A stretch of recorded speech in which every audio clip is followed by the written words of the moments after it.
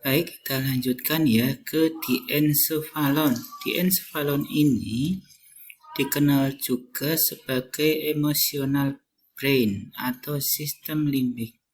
Terdiri atas 3 bagian, yaitu talamus, hipotalamus, dan epitalamus. Nah, ini gambaran dari diencephalon ketika diiris, ya. Ada hipotalamus, ya. Kemudian epitalamus dan ada talamus. Talamus ini berperan penting dalam aktivitas sistem motorik, sistem sensorik, dan fungsi luhur manusia yang berkaitan dengan emosi dan memori. Sebagai stasiun relay atau penguat dan pusat integrasi sinapsis dalam pengolahan awal semua input sensori menuju korteks. Talamus ini akan menyaring sinyal-sinyal yang tidak bermakna. Karena tadi fungsinya sebagai relay penguat. Bersama-sama dengan batang otak dan area asosiasi, talamus ini akan mengarahkan perhatian ke rangsangan yang lebih menarik. Ya, contohnya ada makanan yang banyak, ya, kemudian di situ ada bau sate kambing, ya, maka dia akan mengarahkan perhatian ke rangsangan sate kambing. Ya, makanan-makanan yang lain akan dia abaikan. Kemudian dia akan menentukan kesadaran kasar berbagai sensasi, tetapi tidak dapat membedakan lokasi dan intensitas. Memperkuat perilaku motorik volunteer yang dimulai oleh korteks. Kerusakan talamus ini akan mengakibatkan proses kesadaran sensorik terganggu, ditandai dengan peninggian ambang rasa nyeri, suhu, perabaan, disertai gangguan emosi. Hipotalamus ini berada di bawah talamus, area terpenting dalam pengaturan lingkungan internal tubuh, mengontrol suhu tubuh, rasa haus dan mengeluarkan urin, rasa lapar dan kenyang, sekresi hormon hipofisi anterior, hipofisi posterior, dan kontraksi uterus. Kemudian dia bertanggung jawab dalam pengeluaran ASI. Hipotalamus ini sebagai pusat koordinasi sistem saraf otonom utama dan berperan dalam perilaku dan emosi, terutama respon takut dan berani. Ada glandula pituitari, ya, yang melekat pada hipotalamus. Epitalamus ini membentuk atap ventrikel ketiga, merupakan bagian dorsal. Dorsal itu apa? Bagian bawah, ya. Bagian dorsal dari diencephalon. Merupakan tempat dari corpus pinealis yang mempengaruhi pertumbuhan dan perkembangan. Ya. Epitalamus ini termasuk juga plexus choroideus sebagai pembentuk cairan cerebrospinal. Ingat ya, plexus choroideus sebagai pembentuk cairan cerebrospinal. Amigdala dan hipokampus. Amigdala ini merupakan komponen dari sistem limbik yang berperan dalam proses memori, emosi, dan pengendalian rasa takut. Hipokampus merupakan salah satu komponen sistem limbik. Dia berperan dalam proses belajar dan memori, mengubah memori jangka pendek menjadi lebih permanen, serta proses recall memory. Nah, inilah fungsi hipokampus yang menjadikan mantan tidak terlupakan, ya.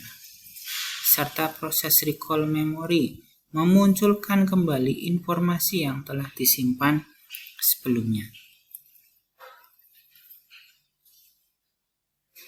Nah, ini letaknya hipotalamus, talamus, ya, glandula pituitari, ya, pinea glandula. Kemudian batang otak atau brainstem, ya.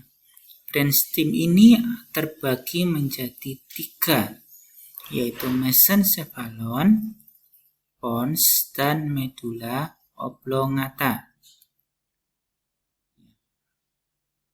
Batang otak ini melekat pada medula spinalis. Ya, pembentuk batang otak tadi mesencephalon, pons, dan medula oblongata. Mesencephalon, otak tengah, ya, sebagai pusat refleksi penglihatan dan pendengaran.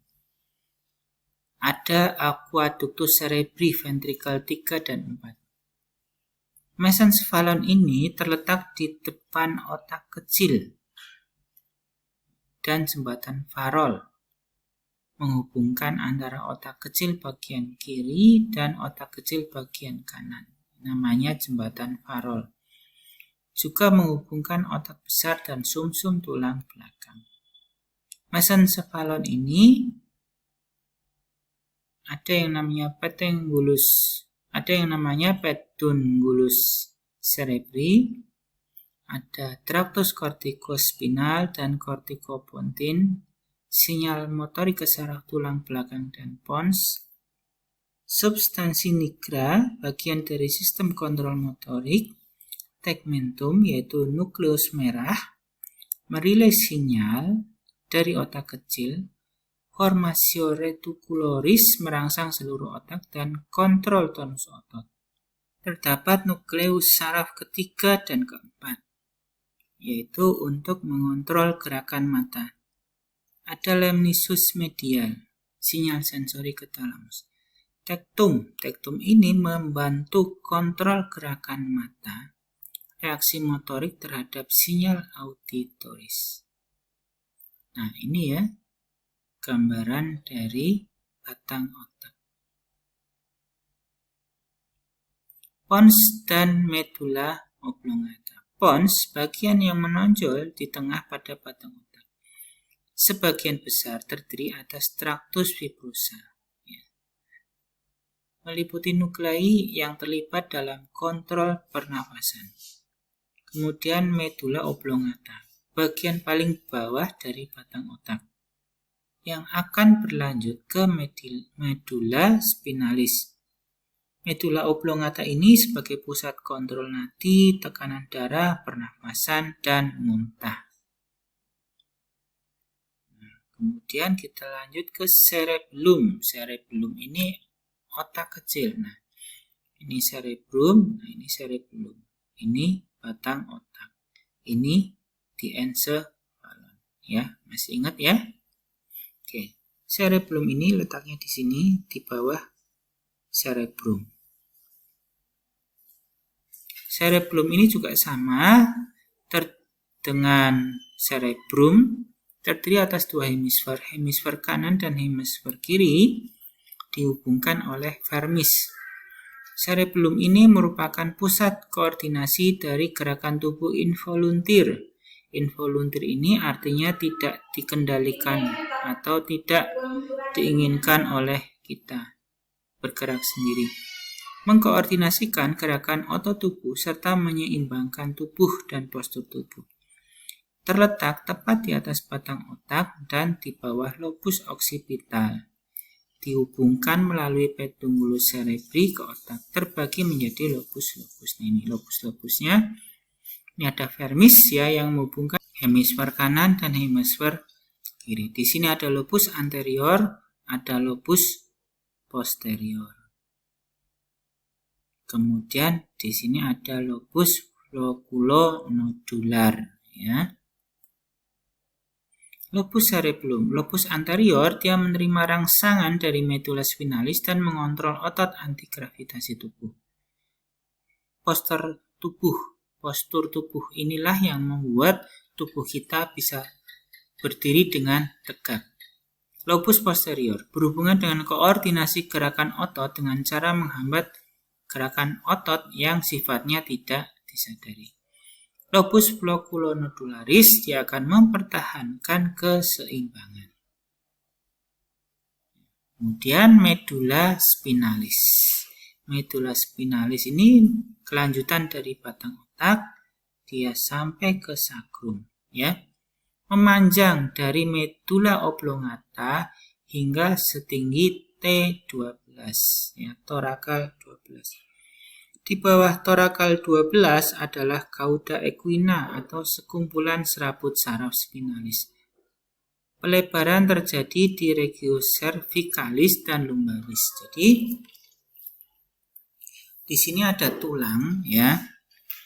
Ini tulang cervical C1 sampai C8, ya. Sarafnya juga saraf cervical, saraf C1 sampai C8. Di bawahnya lagi ada tulang torakal T1 sampai T12, ya. Kemudian di bawahnya lagi ada lumbal L1 sampai L5. Nah, kemudian di bawahnya lagi ada sakrum 1 sampai sakrum 5, S1 sampai S5. Nah, medula spinalis terbagi menjadi bagian eksterior dan bagian internal. Eksterior ini merupakan substansi alba, merupakan traktus yang berkonduksi. Substansi gracia ini terbagi menjadi cornu dorsalis dan cornu anterior. Canalis centralis berisi cairan cerebrospinal. Meninges menutupi medula spinalis. Nervus keluar dari setiap foramen vertebra. Ada yang namanya radix dorsalis dan ada yang namanya radix ventralis.